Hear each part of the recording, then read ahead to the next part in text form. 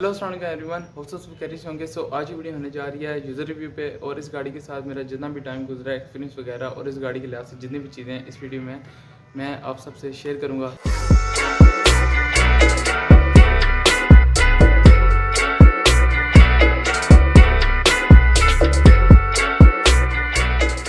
है Suzuki Margalla 1997 model और इस गाड़ी के अंदर दो वेरिएंट्स आते थे। एक होता था बेसिक और जो दूसरा होता था वो प्लस के नाम के साथ आता था। जो ये वाली गाड़ी है ये है बेसिक। तो सबसे पहले करते हैं हम लोग बात गाड़ी के इंजन की। 1300 सीसी इंजन के साथ आती थी और इसके जो रियल नंबर थे वो 1324 सीसी थे। और इसकी अगर ट्रांसमिशन की बात करें तो ये 5 स्पीड मैनुअल गियर के साथ आती थी।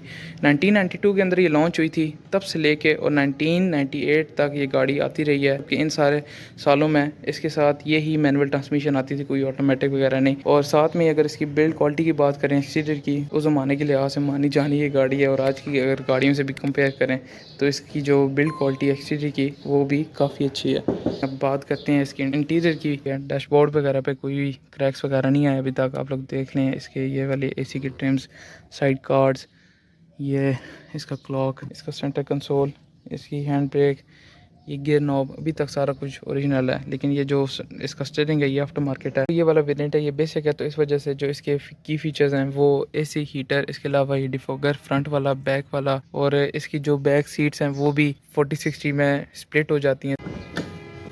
बैक सीट की यहाँ पे नॉब एक होगी, इससे आप लोगों ने ऊपर खींचना है और ये सर डाउन हो जाएगी। ये वाली भी डाउन हो जाती है, तो आप लोग यहाँ पे इस तरह ज़्यादा स्टोरेज स्पेस हासिल कर सकते हैं।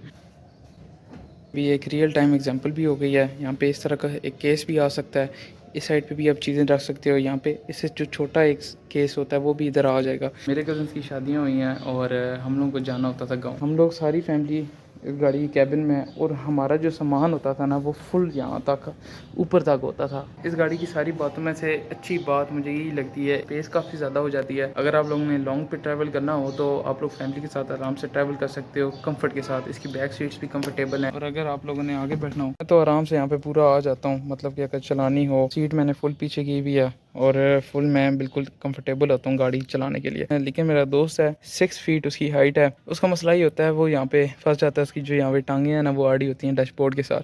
तो आप लोग ये कह सकते हैं 5'8", 5'9" की अगर हाइट हो तो वो बंदा आगे कंफर्टेबली बैठ जाता है। लेकिन अगर 6 फुट तक उसकी हाइट चली जाए तो वो आगे यहाँ पे फंस सकता है। हम लोगों ने इसका फ्यूल एवरेज का टेस्ट भी किया था।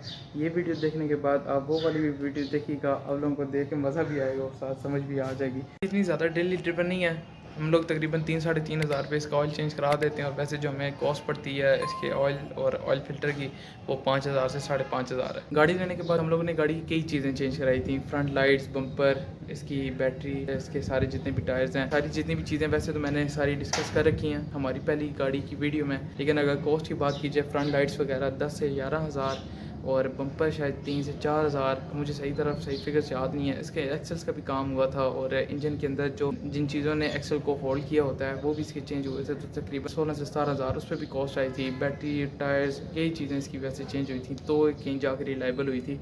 सो अगर आप लोग भी अगर कहीं आगे जाके पुरानी कहीं गाड़ी लेते हैं तो यार ये तो पहला ही फ़र्ज़ बनता है कि आप लोगों को उसका काम कराना पड़ेगा।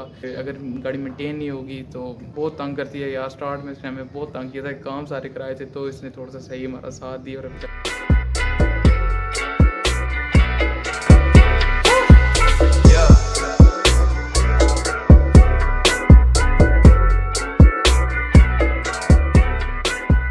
और दोस्तों के मोबाइल में देखा है कि यार उन्होंने ना बेल आइकन को नहीं प्रेस किया हुआ था।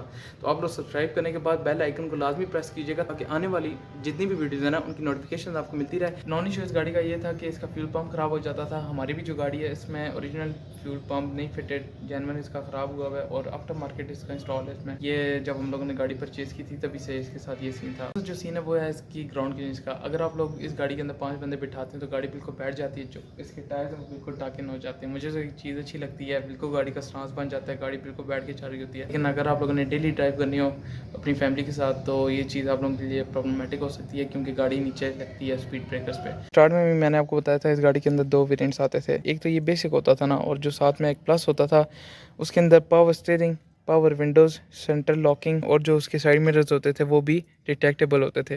तो यही चीज़ें मैं इस गाड़ी के अंदर भी मिस करता हूँ। लेकिन अगर आप लोगों को भी वो चीज़ें चाहिए हो तो आप लोग प्लस वेरिएंट की तरफ मूव कर सकते हैं, नहीं तो आफ्टर मार्केट भी इंस्टॉल कर सकते हैं, लेकिन अगर जेन्युइन इंस्टॉल हो गाड़ी के अंदर तो वो अपना ही मज़ा है।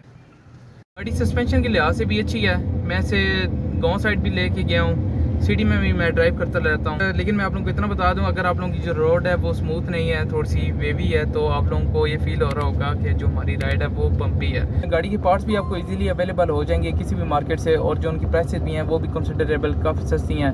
और मुझे सिर्फ एक चीज़ में प्रॉब्लम हुई थी, वो ये है कि गाड़ी की डिग्गी की केबल जो है ना वो नहीं मिल रही थी। मैंने अपने शहर में काफ़ी ज़्यादा ढूंढी थी, फिर कहीं जाके एक दुकान में सिर्फ पड़ी हुई थी, उसने भी अपने मुंह मांगे पैसे लिए थे, उसमें बस बड़ा प्रॉब्लम आया था।